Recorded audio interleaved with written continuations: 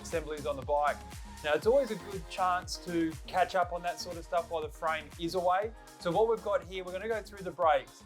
Being an OEM restoration, the die is already cast for colors and selections and things like that. So what we've got here, we've got the front and rear assemblies. We're going to pull these apart. We're going to run through how we rebuild them, what we do, zinc plating, all that sort of stuff. So stay tuned, guys.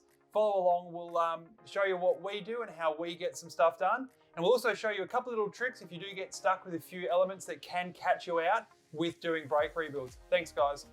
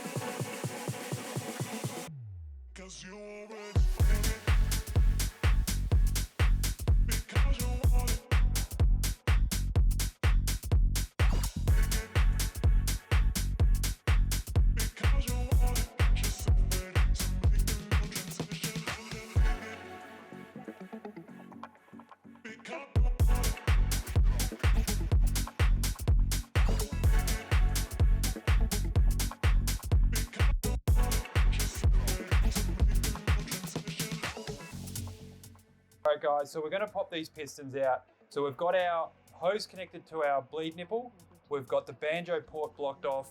We're connected to the air. Like I said, be very careful because these can come out with force. Always have something here to help catch the piston as it comes out. So what we're going to do, just going to introduce a bit of air. As you can see, the pistons are moving. One will always come out before the other. There we go, out. So that's how you get both the pistons out. One, sometimes they get stuck and it's not a lot of fun. If it gets really stuck, you've got to either A, evaluate if you can get replacements, because sometimes you really have to get in there. A little bit of heat sometimes, very carefully on the body of the caliper using the air method. They will come out, but sometimes it can be ugly. This one was not too bad. Given the fact this bike didn't have any front brakes when we brought it in, it's probably no, it definitely, we know why, because these were stuck. So what we'll do now is we'll just pull them out and then we'll get on to stripping the rest of this caliper and hydroblasting it and cleaning it up.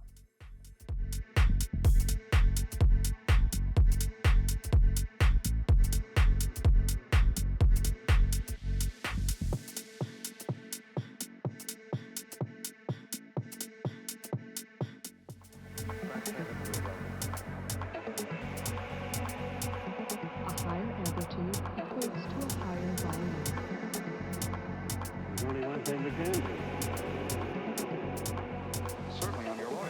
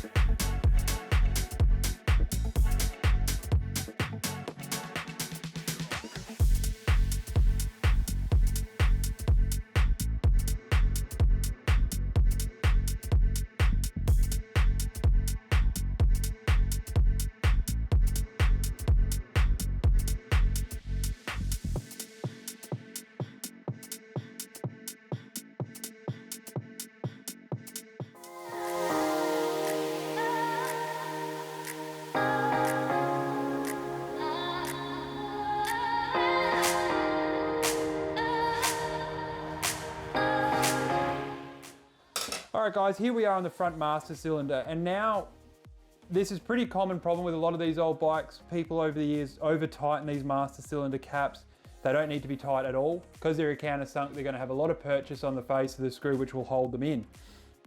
So what we're going to have to do, we can't move these with a normal screwdriver. So what we do, and it seems a little barbaric, but it's really not, because we're going to get replacement screws for this within our brake reel build kit anyway. So what we're going to do is we're going to sharpen up a punch like this, just a nice small punch, just a medium hammer, and what you want to do is get a little bit of purchase on the very face of the screw and just give it a couple of little cracks, dig down into it, and just see if you can break the seal of the screw like that. Some will take more than others. Sometimes you need to really just do them all the way with the hammer. This one wasn't too bad, it was just not enough. We didn't have enough purchase on it with a traditional screwdriver. So we've just cracked it open. As you can see, it's come out really well, and off you go. Be mindful though, not to gouge the top cap, because obviously you want to try and preserve that. Be thoughtful about where you're hitting, use a bit of finesse, and you shouldn't have a problem.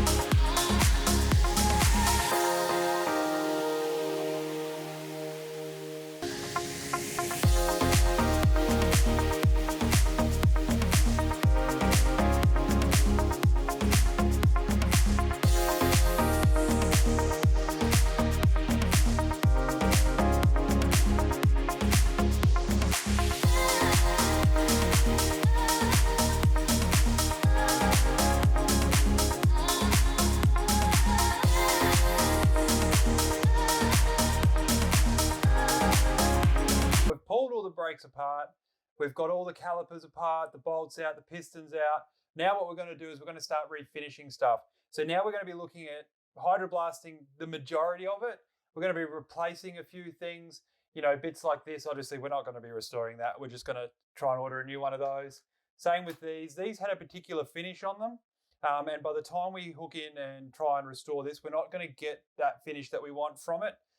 So we're going to see if these are still available. Look, if they're not, obviously we're going to have to restore this one. We're going to go through front, rear calipers, master cylinders, hangers. We're going to give this a bit of a tidy up, try and get rid of some of the scuff marks and whatnot off it, re-zinc the tip on it.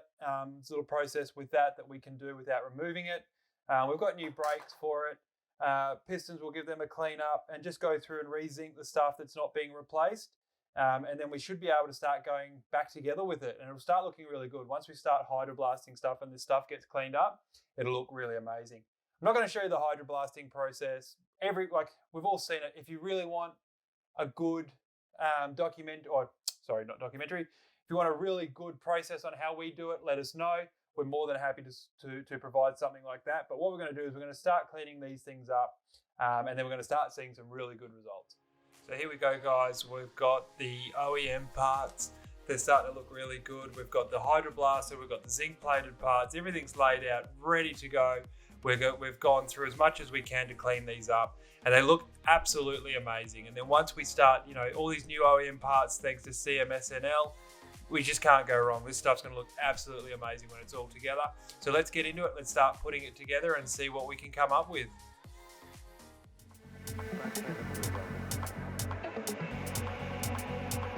A higher amplitude equates to a higher volume. There's only one thing we can do. Certainly, I'm your lawyer.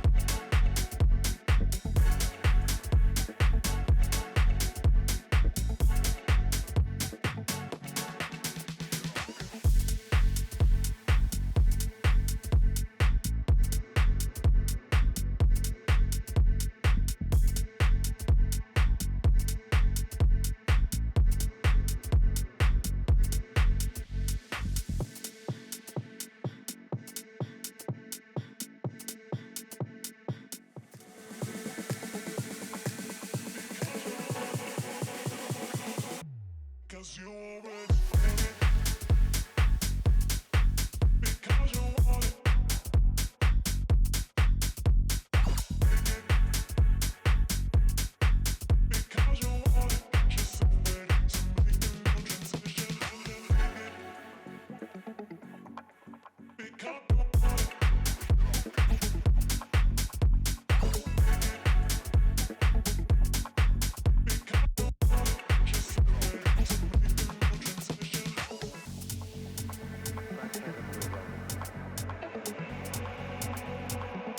higher amplitude equates to a higher volume. There's only one thing we can do. Certainly, I'm your lawyer.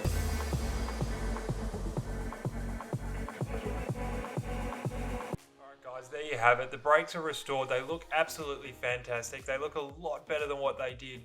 As you can see, we're sort of fitting the last of the OEM pieces to this puzzle as we're going.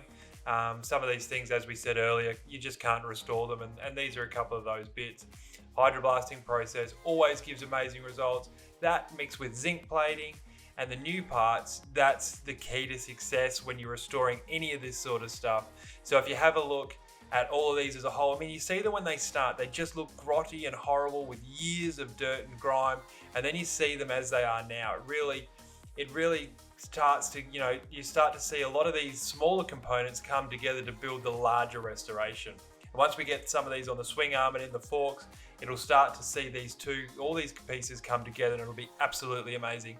Once again, guys, thank you so much for watching. Really appreciate your support. Without you guys, the channel will not grow. If there's anything you want us to see, please let us know. We can, tailor stuff for people. If there's any questions,